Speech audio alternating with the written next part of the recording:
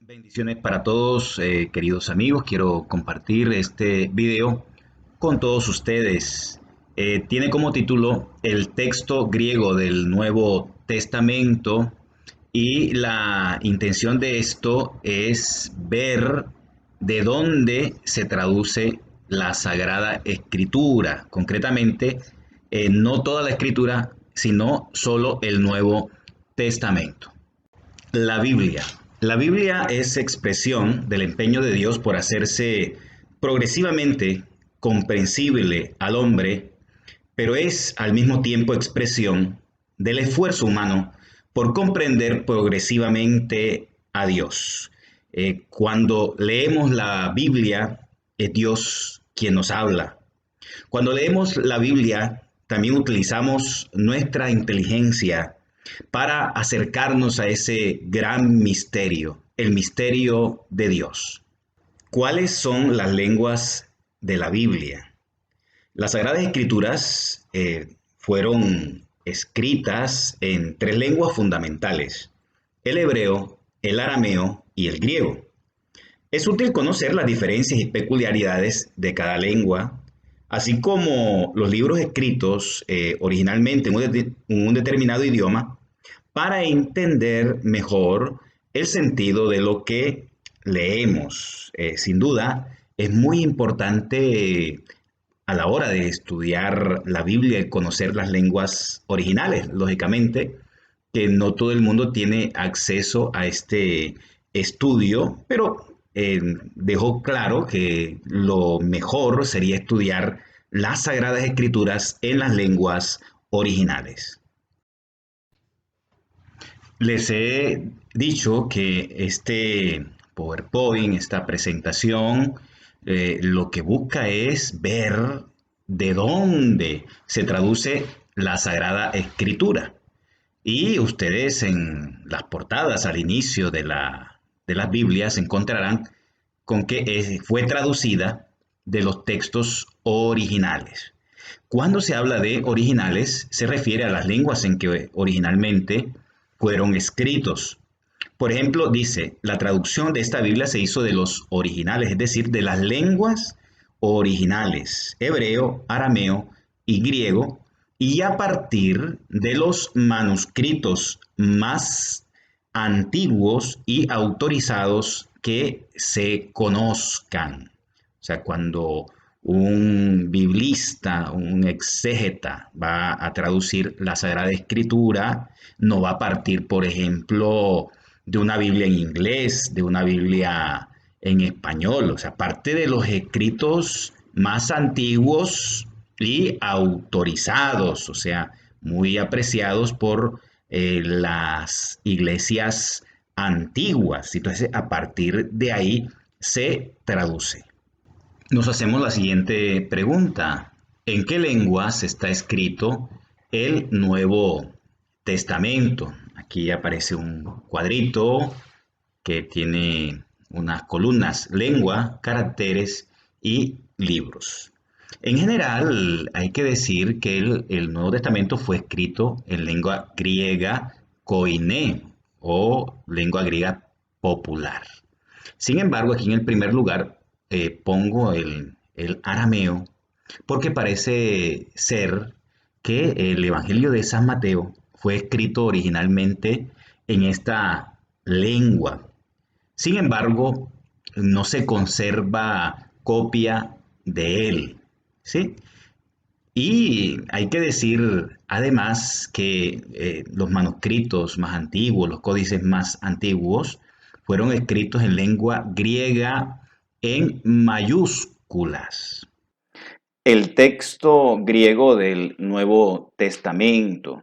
Todos los libros del Nuevo Testamento, en su forma canónica, se escribieron en griego koiné común. Ya esto lo había dicho, pero quiero añadir que también la versión griega de los 70 utiliza esta lengua. ¿Cuál es esa versión griega de los 70? Fue una traducción que se hizo en Alejandría, en Egipto, de las lenguas originales, hebreo y arameo, o sea, del canon de Palestina, a la lengua griega, porque resulta que ahí en Alejandría vivían muchos judíos que ya no hablaban el hebreo y necesitaban conocer la Sagrada Escritura. Entonces, a raíz de esto se hizo esa traducción.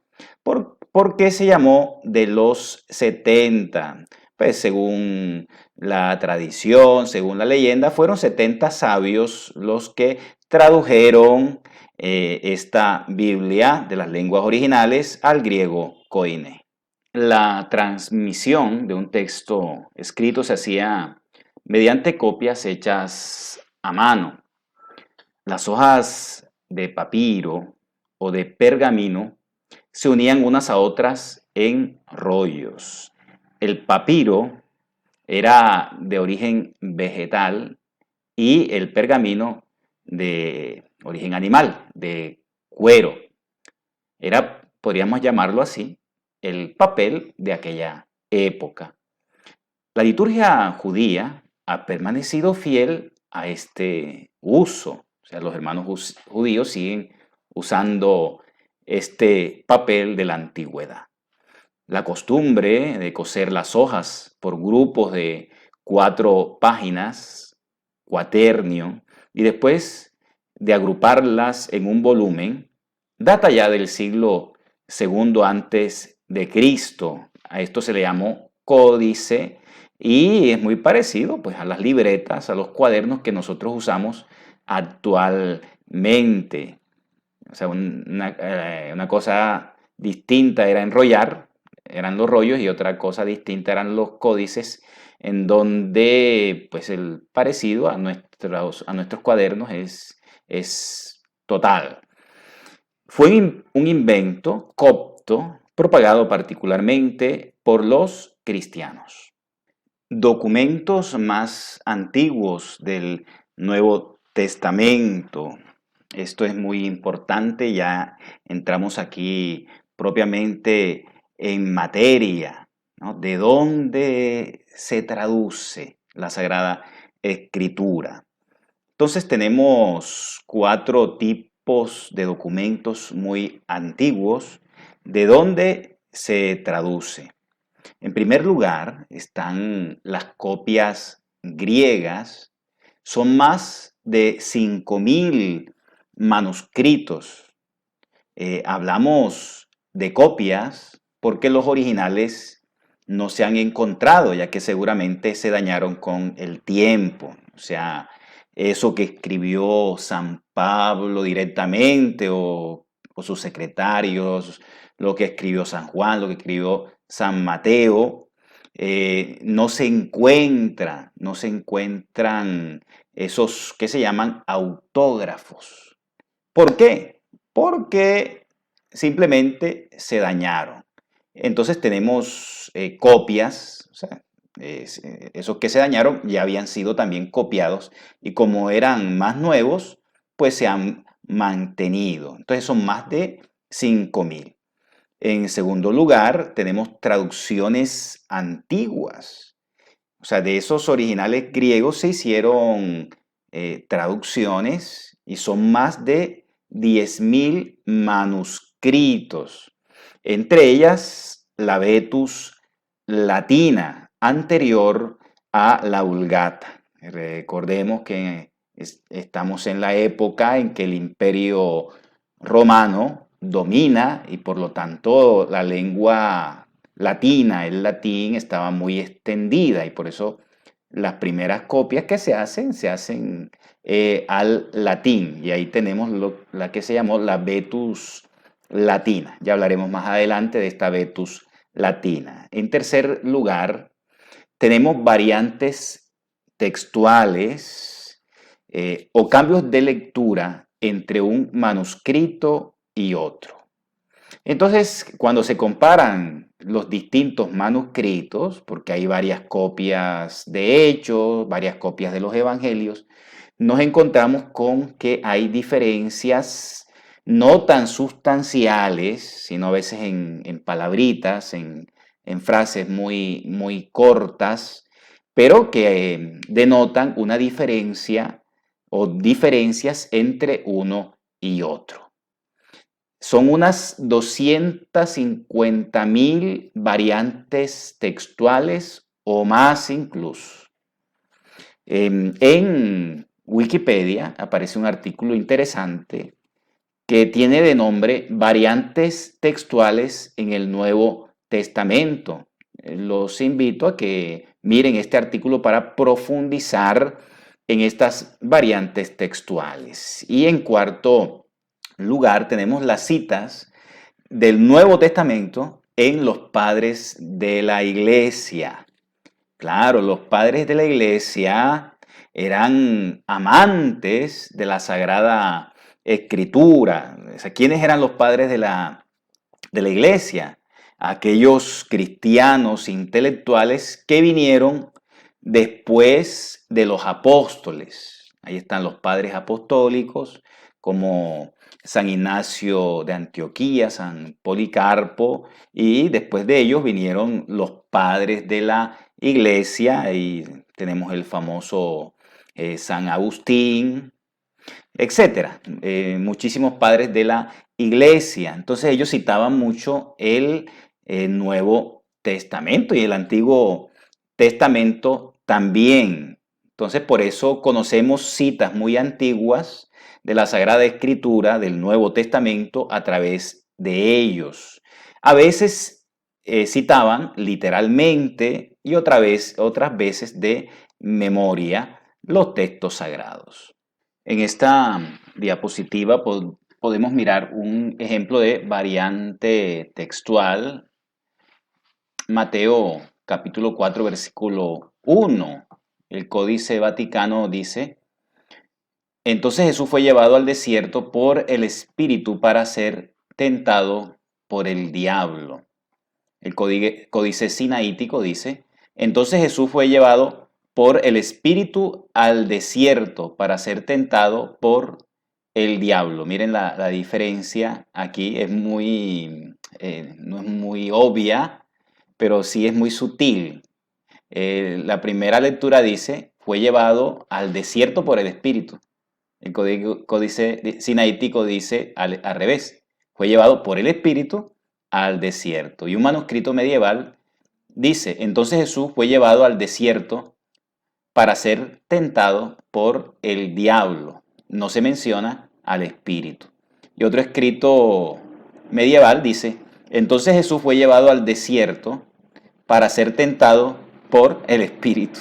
Este punto también es muy importante. Las tres etapas desde que ocurrieron los hechos hasta que se escribieron.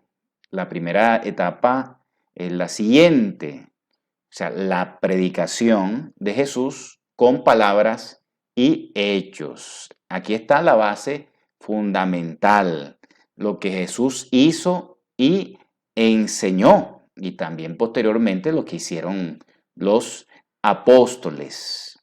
En segundo lugar, tenemos la tradición oral acerca de Jesús vivida, testimoniada, celebrada y defendida por la iglesia primitiva. O sea, después de que Jesús asciende, los apóstoles y discípulos se dedican a predicar la buena noticia, el evangelio. En este momento todavía no tenemos Nuevo Testamento, entre otras cosas, porque Jesús no mandó a escribir, sino que Jesús mandó a predicar. Entonces, todavía no se tenía en un Nuevo Testamento como tal. Y ahora sí, en tercer lugar, tenemos la redacción de los textos bíblicos. O sea, durante mucho tiempo no se escribió, sino hacia el año 50, cuando San Pablo escribe la primera carta a los tesalonicenses, que fue el primer escrito del Nuevo Testamento. O sea que pasó mucho tiempo antes de que se escribiera. ¿Y por qué se comienza a escribir si Jesús mandó fue a predicar, o sea, a dar un testimonio oral? Porque, claro, se corría el riesgo de que las palabras de Jesús se tergiversaran, se perdieran y como dice ese famoso dicho, lo escrito, escrito está. Consideraciones importantes. Las escrituras no fueron redactadas de un tirón, sino elaboradas a lo largo de un milenio por muchos autores. No fue dictada y apareció de repente, no. Fue elaborada durante un largo tiempo. La Biblia es una colección de 73 libros, 46 del Antiguo Testamento y 27 del Nuevo Testamento. ¿Por qué hablo de 47 del Antiguo Testamento y no de 39? Pues 39 libros son el canon hebreo, palestinense, el canon llamado corto, y los 46 libros son pues ese canon corto más otros libros que se añadieron en la traducción de los 70, la Biblia griega, como son, por ejemplo, Eclesiástico, Macabeos y 7 libros en total. Pues uno se encuentra que los códices más antiguos, por ejemplo, el Sinaítico, el Códice Vaticano, incluían estos libros escritos en griego llamados deuterocanónicos y que nos indican que los primeros cristianos los leían y los tenían también como sagrados. Sus autores y los géneros literarios son distintos. No es lo mismo una historia que una parábola o que, por ejemplo, una poesía. Géneros literarios distintos. La palabra de Dios toma formas literarias propias de autores humanos inspirados y de su medio histórico y cultural. ¿Qué quiere decir esto? Que ciertamente los libros son inspirados por Dios, pero también el hombre inspirado pone de lo suyo. Entonces encontramos reflejo de la historia de este ser humano inspirado, reflejo de su cultura en estos libros sagrados. La Sagrada Escritura es un libro surgido de un pueblo y destinado a un pueblo, al antiguo y al nuevo Israel.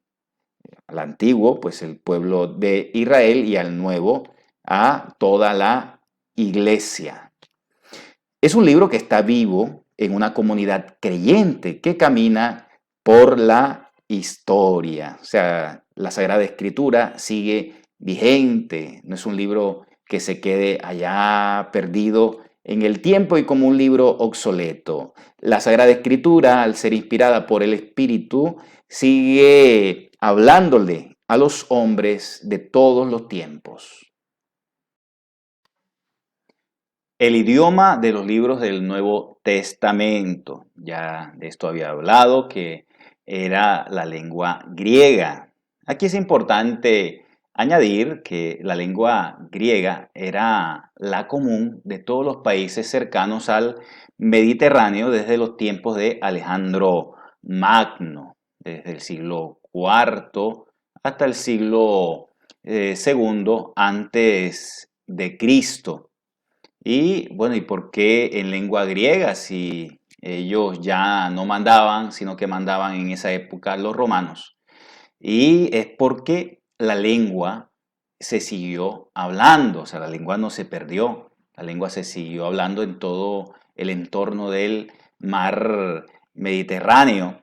Entonces, por eso encontramos los libros del Nuevo Testamento, o sea, las copias más antiguas en griego koine. Añadir además que el Evangelio de San Mateo posiblemente fue escrito en arameo, y pongo aquí o hebreo, porque resulta que Papías de Hierápolis dijo que el Evangelio de San Mateo fue escrito en la lengua de los hebreos.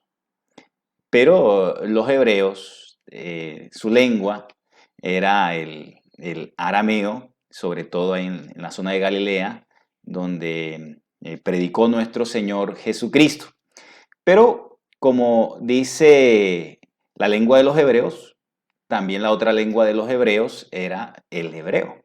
Entonces, ¿podría haber sido escrito el Evangelio de San Mateo en hebreo? Tal vez, pero lo más seguro es que fue escrito en arameo en primer momento, pero como les decía, ese manuscrito no se ha encontrado.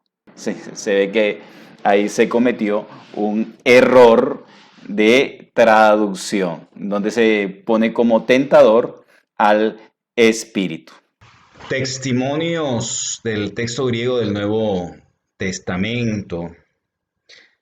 Los escritos autógrafos o manuscritos originales, los que salieron de la mano de los escritores sagrados o de sus secretarios, se han perdido. Esto no es raro, pues los soportes originales donde se escribieron las Sagradas Escrituras eran frágiles. Hasta la invención de la imprenta, la transmisión de un texto escrito se hacía mediante copias hechas a mano. Entonces hay que partir de este hecho. Usted quiere encontrar lo que escribió directamente San Pablo, San Juan, San Lucas, pues no los va a encontrar, no los va a encontrar porque sencillamente se dañaron. Entonces lo que se conservan son copias. Las más antiguas, pues ya las veremos, son muy cercanas a las originales desde inicios del siglo segundo después de Cristo, por supuesto. Testimonios del texto griego del Nuevo Testamento. Entonces ya les decía que los escritos autógrafos fueron sustituidos por apógrafos, o sea, por copias. Autógrafos, los originales del mismo autor, y los apógrafos, las copias que se hicieron después. Estos se pueden clasificar en códices, papiros, leccionarios para uso litúrgico y óstracas, que eran unas tablillas de barro cocido con alguna frase bíblica. Además, el texto del Nuevo Testamento está atestiguado por citas de los antiguos escritores eclesiásticos que hacen referencia más o menos literalmente a ellos. Ya se había hablado un poquito antes de esto, pero bueno, cada vez vamos diciendo alguna cosa nueva al respecto. Materiales sobre los que se escribieron los textos bíblicos originales, el papel de la época. Tenemos el papiro, material ordinario de escritura para Israel, importado de Egipto a Palestina.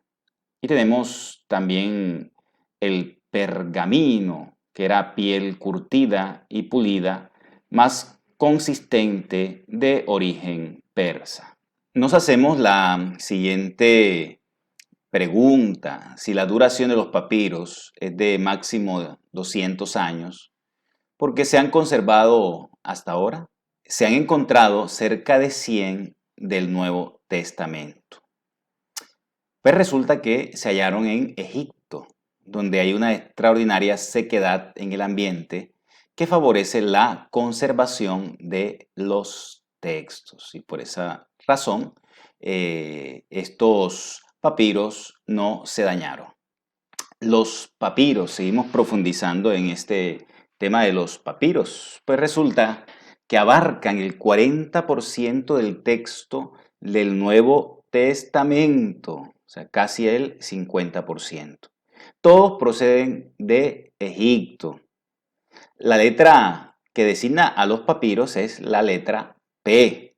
Por ejemplo, P45 significa papiro 45.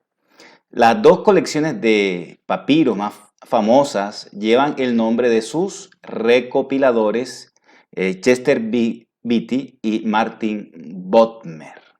Chester Beatty fue un coleccionista americano de, nació en 1875 y murió en 1968.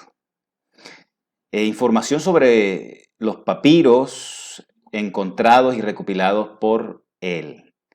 Por ejemplo, bueno, el papiro que vemos aquí en la foto es un papiro real, de estos papiros Chester Beatty, ¿no? Es del Evangelio de San Lucas. Él encontró los papiros P45, P46 y P47, en donde se encuentran actualmente en Dublín. Fueron encontrados a partir del siglo XIX, lógicamente en Egipto, que contienen fragmentos de los 4 evangelios y de algunas cartas paulinas, y datan estos papiros de finales del siglo II a finales del siglo III. Otro gran recopilador fue Martin Bodmer, quien vivió desde el año 1899 al 1971. Información sobre los papiros Bodmer. Nos encontramos con el P66 de finales del siglo II, el P72 del siglo III, el P74 del siglo VII, el P75 de finales del siglo II. El papiro que vemos en la foto es el 66. Actualmente se encuentran en Ginebra, que contienen el Evangelio de Juan, de Lucas, cartas de Judas, primera y segunda de Pedro, Hechos de los Apóstoles y las cartas católicas. Otros papiros. Nos encontramos con el papiro 52 o papiro Rilans. Es el más antiguo del Nuevo Testamento, fechado hacia el 125, por supuesto, después de Cristo. Estamos hablando del Nuevo Testamento. Contiene un fragmento del Evangelio de San Juan, es muy cercano al Evangelio de Juan, que está datado entre los años 90-95.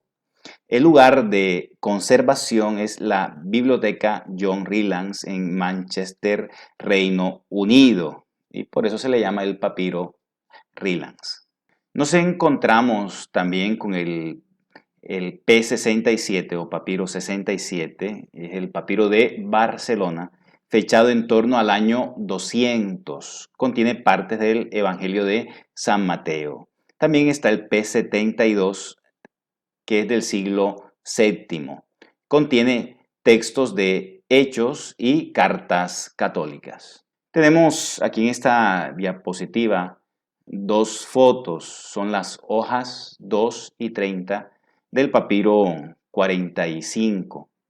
Contiene un fragmento de los Hechos de los Apóstoles. En esta diapositiva, que es muy interesante, encontramos los dos formatos antiguos para escribir, los formatos de los libros de la época. Encontramos el rollo, ahí se ve, pues es que se enrolla y se desenrolla, y en el otro lado encontramos a un códice. Códice es como les decía, el formato más parecido a nuestros cuadernos de hoy. Lógicamente que el códice permitía pues escribir más, el rollo era más limitado y podía pues ser también más engorroso la carga. En cambio el códice en esa forma podía escribir por el anverso y el reverso. Ya hablamos de los documentos más antiguos. Ahora vamos a hablar de los documentos que siguen, que son los códices, que son por supuesto de suma importancia. Los códices son documentos escritos en papiro o en pergamino. El códice, en latín codex, es el formato de libro equivalente al actual. consta de cuadernos de hojas dobles, folios, es decir, de hojas que se doblaban por la mitad, escritas por ambas caras. Nos hacemos la siguiente pregunta. ¿Cuáles son los principales códices unciales griegos del Nuevo Testamento? Ahí aparece una palabrita, ¿verdad?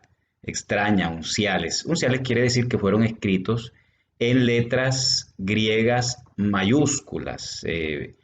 Ahí aparece una foto en donde aparece efectivamente un texto, todo en letras griegas en mayúsculas, pero no solo eso, sino que además no se les ponía acentos ni tenían pausas, o sea, no había espacios, punto aparte, digámoslo así, con un espacio, sino que todo se ponía junto. El que leía por el sentido de la frase, diferenciaba entre una frase y otra. Así que eso hay que tenerlo muy en cuenta. ¿Por qué se hacía esto? Por aprovechar el espacio. Recuerden que todo se hacía a mano. Entonces, no había ni tantos pergaminos o tantos papiros. Entonces, había que aprovechar al máximo. Entonces, por eso se realizaban de esta manera los códices. ¿Cuáles son?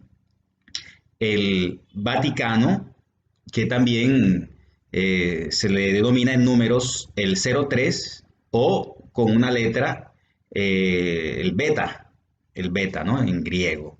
Está el códice sinaítico y se le denomina también el 01 o la letra hebrea, esa que está ahí, es Aleph, ¿sí? La letra Aleph del alefato hebreo.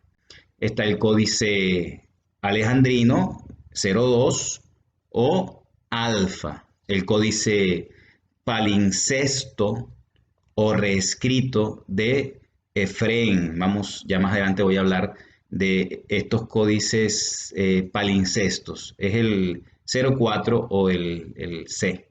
El códice de Besa, que también se le denomina 05 o D. Hay otros códices más, pero estos son los más importantes. Voy a decir algo más de cada códice. Está el Vaticano B, beta, es el más valioso por su antigüedad. El de los códices es el más antiguo, fue copiado al comienzo del siglo IV, escrito en pergamino y se conserva en el Vaticano y contiene el Antiguo Testamento y el Nuevo Testamento con algunas lagunas. Las lagunas pues son ciertas partes que no aparecen, ¿sí? A causa de, pues, por la antigüedad van desapareciendo, también porque se puede perder alguna hoja. En segundo lugar tenemos el Códice Sinaítico, escrito en la primera mitad del siglo IV a partir de un manuscrito egipcio descubierto en un monasterio del Sinaí. Contiene todo el Antiguo Testamento y el Nuevo Testamento, la carta a Bernabé y el pastor de Hermas. Esta carta a Bernabé y el pastor de Hermas no son escritos de la Biblia, sino son escritos de un gran valor religioso de estos primeros cristianos y pues este códice los tiene, en donde se conserva en el Museo Británico. En tercer lugar tenemos el Alejandrino, el Codex Alejandrino, es de comienzos del siglo V. Fue hallado en un monasterio del Sinaí. Contiene todo el Antiguo Testamento y el Nuevo Testamento y se conserva también en el Museo Británico. Está el Códice de Efraín, en el cuarto lugar, de comienzos del siglo V. Contiene todo el Antiguo Testamento y también el Nuevo Testamento con algunas lagunas y se conserva en la Biblioteca de París. Digamos algo más del Códice Vaticano. Está depositado en la Biblioteca del Vaticano, por lo menos desde el año 1481. Cuando este año se hizo el primer catálogo de esa biblioteca, ya se hallaba en la Biblioteca Vaticana. Es seguramente el más antiguo e importante de todos los códices del Nuevo Testamento. Contiene toda la Biblia de los 70 y el Nuevo Testamento griego, aunque algunas hojas se han perdido. Los hechos, por ejemplo, acaban en el capítulo 9. O sea, a partir del capítulo 10 no hay nada, no hay nada del capítulo 10 en adelante. Ponemos aquí también que la tinta del texto ha sido reforzada seguramente en el siglo X. Esto es una cosa lógica porque con el paso del tiempo, al ser documentos tan antiguos, necesitan de restauración.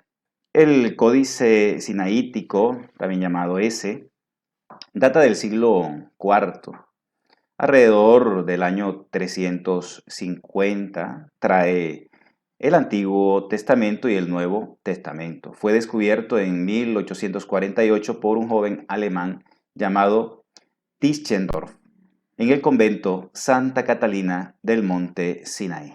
El códice sinaítico en 1844, cuando aún Tischendorf no tenía 30 años y era ya catedrático de la Universidad de Leipzig, comenzó un viaje por el cercano oriente en busca de manuscritos bíblicos. Mientras visitaba el monasterio de Santa Catalina en el monte Sinaí, tuvo la oportunidad de observar una cesta de basura que contenía algunas hojas de pergamino que iba a ser usada para alimentar el fuego de la estufa. Al examinarlas, comprobó que se trataba de una copia de la versión Septuaginta o de los 70 del Antiguo Testamento. Tischendorf logró retirar de la cesta no menos de 43 hojas, mientras los monjes casualmente le comentaban que 2 cestas iguales acababan de ser quemadas en la chimenea. Bueno, esto pasaba, nos hemos encontrado con estos datos y ocurrió de esta manera. El Códice Alejandrino, o A, es del siglo V, trae el Antiguo y el Nuevo Testamento. Este códice fue durante siglos el único manuscrito bíblico antiguo ampliamente conocido en Europa. Cirilo Lucar lo llevó en 1621 de Alejandría a Constantinopla cuando fue nombrado patriarca de esta ciudad. 7 años más tarde lo obsequió al rey Carlos I de Inglaterra.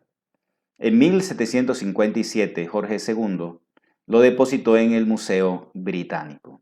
El manuscrito tiene 773 hojas, de las cuales 144 corresponden al Nuevo Testamento. Unas diapositivas atrás les hablé de que hay unos códices que se denominan palincestos, son de pergamino. ¿Qué querrá decir esto? Un famoso códice palincesto es el Códice de San Efrén, o denominado con la letra C, que es del siglo V. El Códice palincesto también se le puede llamar Códice rescripto o reescrito de San Efrén. Se llama así porque sobre él escribieron en el siglo XII las obras de San Efrén en griego. ¿Qué significa esto? Pues que se borraba la escritura bíblica anterior y se volvía a reescribir. En este caso, esta obra de San Efrén. ¿Todo por qué? Porque no era fácil conseguir los pergaminos, en este caso los pergaminos, ¿no? Igual que los papiros. Entonces se volvían a reutilizar esos pergaminos. Se conserva en la Biblioteca Nacional de París. Contiene el Antiguo y el Nuevo Testamento con lagunas. Esta diapositiva tiene como título que es un palincesto. Ya se los dije, ¿no? Unos códices reescritos donde se volvió a escribir. Añadamos algo más. A menudo los textos borrados se pueden leer fotografiándolos con rayos infrarrojos. Existen numerosos palimpsestos bíblicos. Además de los códices antes descritos, ¿qué otros códices existen? Está, por ejemplo, el códice de Besa, el D, que es un códice bilingüe en griego y en latín. Data del siglo V o tal vez del VI. Contiene los evangelios y los hechos. Se encuentra en Cambridge. También está el códice Claromontanus DP, data del siglo VI, de propiedad de Teodoro de Besa, como el anterior. Contiene las cartas paulinas. Y tenemos también el códice Purpúreos Petropolitanos, que es de lujoso formato y contiene los 4 evangelios con lagunas. Bueno, sigamos hablando más de estos códices. Ya sabemos lo que es un papiro, lo que es un pergamino, lo que es un códice palimpsesto. Añadamos que hacia el siglo XII el pergamino es sustituido por el papel. La escritura podía revestir varias formas. La de carácter uncial, que era toda mayúscula. La escritura, la uncial, se usó hasta el siglo IX, cuando es sustituida por la escritura minúscula. Nos hacemos aquí una pregunta sumamente importante. Entre tantos textos y variantes textuales, ¿qué se escoge para ser traducido? Aquí entra en juego lo que se llama crítica textual, la cual trata de reconstruir el texto original, el autógrafo, lo más cerca posible. Hay que decir de entrada que aunque haya pues, variantes, no significa que haya unas diferencias grandes, ¿no? Unas diferencias de fondo. Recuerden que muchas de las diferencias son en frases, en cuanto a la ortografía, o algún despiste del que copia, del llamado copista. Entonces, partamos de este hecho. Veamos ahora entonces algunos principios de crítica textual. Un primer principio, la lectura más difícil es la más segura, porque el que copia, el copista, tiende a aclarar y a simplificar las ideas. O sea, si hay una lectura un poco como más complicada y hay otra que se entiende facilito, en la crítica textual se prefiere esa que es un poquito más complicada, porque ciertamente al paso del tiempo se tiende a aclarar, a simplificar las ideas para que se entiendan más fácilmente. Un segundo principio es la lectura más breve es preferible dada la tendencia a incluir frases marginales. O sea, a medida que pasaba el tiempo, los que copiaban también con este deseo de pronto de explicar cosas, introducían otras frases, ¿no? en el texto.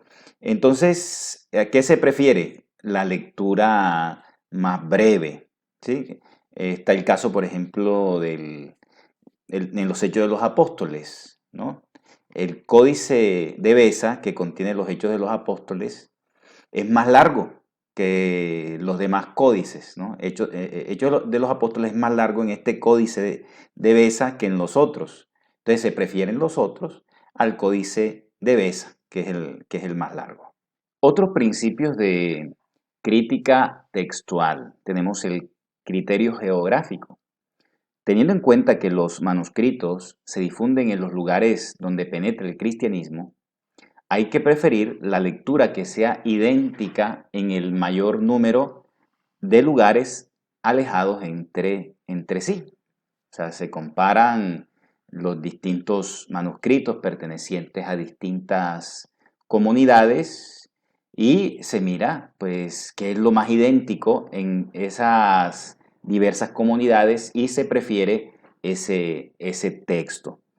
El criterio genealógico, eh, ¿qué quiere decir? O sea, si podemos demostrar que hay una lectura en un manuscrito que los demás manuscritos dan por supuesta, debemos preferir la lectura de aquel manuscrito a la de estos últimos.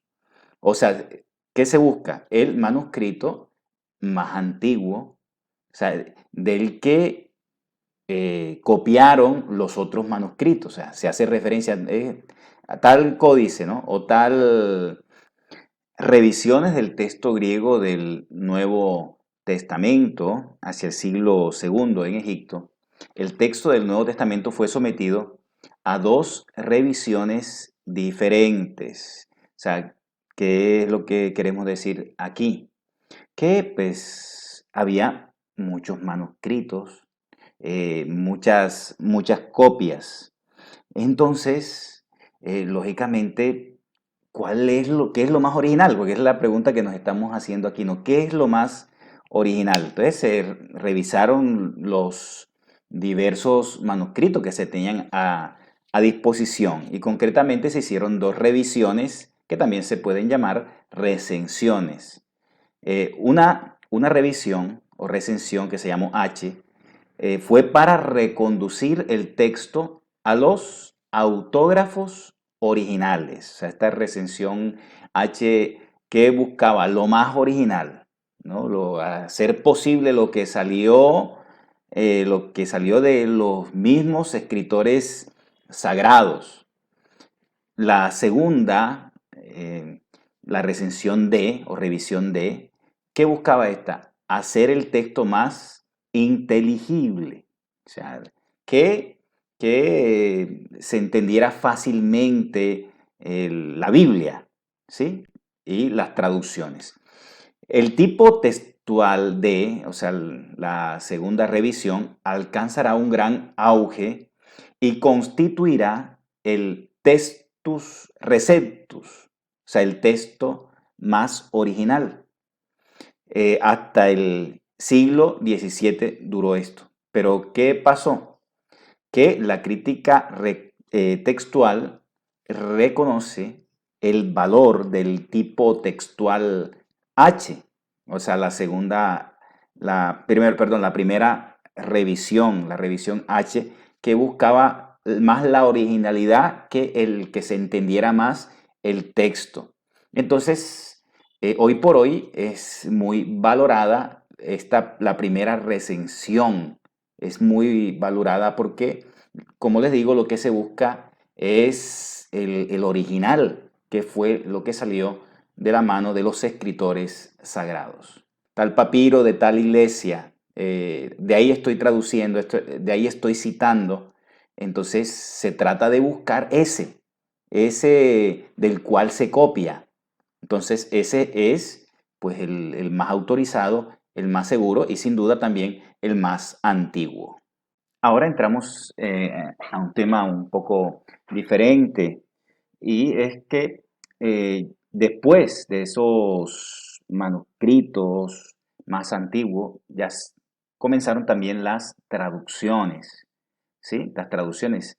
¿A qué lengua? Pues una de las lenguas obligadas era el latín porque dominaba en esa época el Imperio Romano.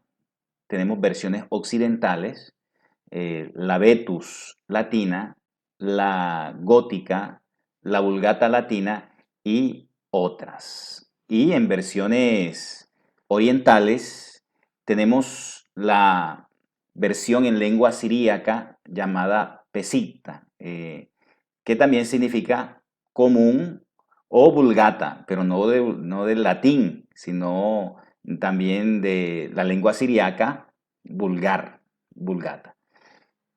Nota explicativa.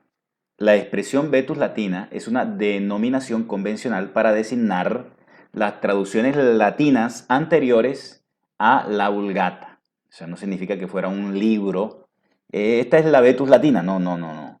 Quiere decir que todas esas traducciones en latín antes de la famosa Vulgata, la gran Vulgata, traducida por San Jerónimo, existían varios textos que se denominaron en genérico Vetus Latina. En esta diapositiva tenemos las llamadas óstracas, o sea, que se encontraron también textos bíblicos en pequeñas piezas de barro, como lo pueden ver ahí. La óstraca es una palabra griega que significa cascote, cascote de arcilla. En epigrafía, el término designa las inscripciones en trozos de arcilla de vasos rotos. Algunos textos bíblicos se encuentran en ellas. Versiones latinas. Entonces tenemos la Ítala antigua o Vetus latina. Proviene de la versión de los 70 para la mayoría de los libros del Antiguo Testamento. Recuerdo aquí que existía el canon corto o llamado palestinense y existía el canon largo traducido en Alejandría, de donde se tradujo la Vetus latina, de la versión de los 70, que hay que decirlo que era la más usada por los cristianos desde siempre, desde toda la antigüedad. Y también tradujo el Nuevo Testamento partiendo de los originales griegos. Se encuentran en ella el libro de la sabiduría, segunda Macabeos y Eclesiástico. Libros deuterocanónicos. Los libros deuterocanónicos fueron muy apreciados por los primeros cristianos, ¿sí? Entonces, son de nuestra tradición cristiana los libros deuterocanónicos y no hay que echarlos a un lado. Estuvo en uso en Occidente desde el siglo segundo hasta el siglo quinto. Más sobre versiones latinas. Ahora tenemos, como les decía, la Gran Vulgata. Hacia finales del siglo IV, el Papa Dámaso ordenó a San Jerónimo hacer una nueva versión latina, teniendo presente la Ítala antigua, o sea, la Vetus latina. San Jerónimo tradujo literalmente del hebreo y del griego originales al latín, a excepción de los libros de Baruch, Sabiduría, Eclesiástico y Primera, Segunda de los Macabeos, que los transcribió sin alteración alguna de la Ítala antigua. En esta diapositiva, pues simplemente tenemos una foto de una versión antigua de la Vulgata. Sigamos entonces mirando lo que es la Vulgata. San Jerónimo corrigió los evangelios y parte del Nuevo Testamento. Su obra más importante fue la traducción directa del Antiguo Testamento desde los textos hebreos originales. El trabajo se prolongó unos 15 años. La Vulgata tiene las siguientes características. Primero, fidelidad al sentido de los textos bíblicos. Segundo, cierta elegancia en la forma. Y tercero, a partir del siglo VIII, la Vulgata se impuso sobre la Vetus latina. Se cuenta, por ejemplo, que cuando San Jerónimo tenía una duda sobre cómo se traducía un texto, salía de ahí de Belén, donde tenía su oficina, a preguntarle a algún rabino de la época sobre esos textos y el sentido de esos textos. Por eso es tan apreciada la traducción vulgata de San Jerónimo. Existió la Vulgata y ahora existe también la Neovulgata. La Neovulgata es la misma versión vulgata, a la que se han incorporado los avances y descubrimientos más recientes. El Papa Juan Pablo II aprobó y promulgó la edición típica en 1979, o sea, aprobó la Neo Vulgata, o sea, que se podía imprimir. El Papa lo hizo así para que esta nueva versión sirva como base segura para hacer traducciones de la Biblia a las lenguas modernas y para realizar estudios bíblicos. Aquí tenemos una hoja de la edición Neo Vulgata en la foto.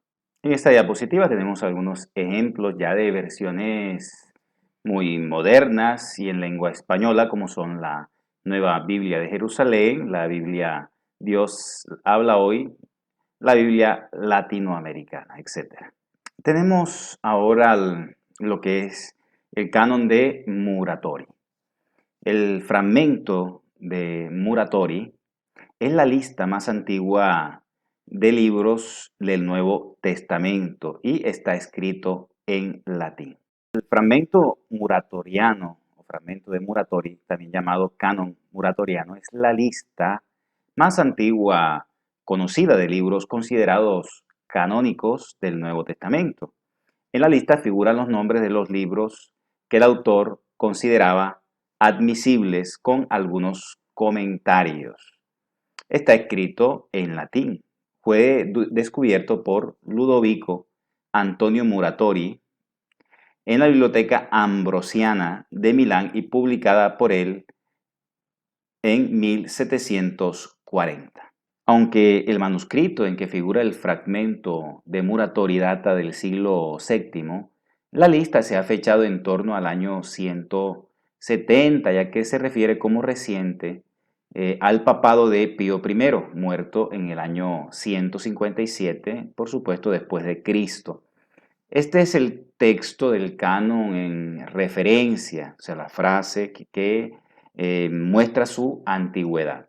Pero el pastor fue escrito por Hermas en la ciudad de Roma bastante recientemente, en nuestros propios días, cuando su hermano Pío ocupaba la silla del obispo en la iglesia de la ciudad de Roma. O sea, aquí se hace referencia a dos datos muy antiguos. El pastor de Hermas, que es del siglo segundo, primera mitad del siglo segundo, y se habla del Papa Pío, que también, pues, como les decía, murió en el año 157. Por lo tanto, esta es la lista de libros del Nuevo Testamento más antigua que se conozca. El fragmento acepta 4 evangelios, 2 de ellos son Lucas y Juan. Falta el principio del manuscrito, donde estarían los nombres de los 2 primeros, Mateo y Marcos.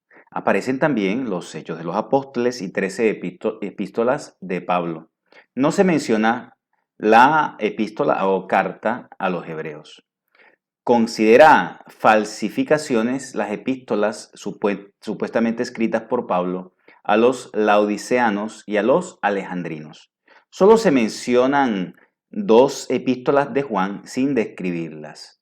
Figuran también en el fragmento como canónicos los Apocalipsis de Juan y Pedro, aunque este último con ciertas reservas, el cual algunos de los nuestros no permiten que sea leído en la iglesia. O sea, no se acepta por muchos el Apocalipsis de Pedro.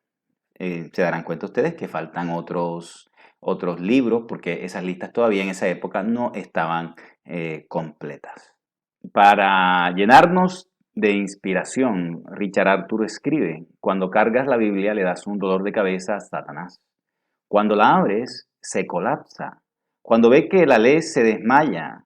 Cuando ve que vives lo que has leído, huye velozmente. Sin duda, el leer, meditar y vivir la palabra es una de las mayores ganancias del ser humano, de aquel que ha creído en Dios. Dios te bendiga y te ilumine, estudioso de la Biblia. Fue un placer compartir contigo este texto que es un poco largo, complejo, pero creo que es un tema que hacía falta tratarlo y pues a los que les interese fue un gusto servirles y preparar estas diapositivas para todos ustedes.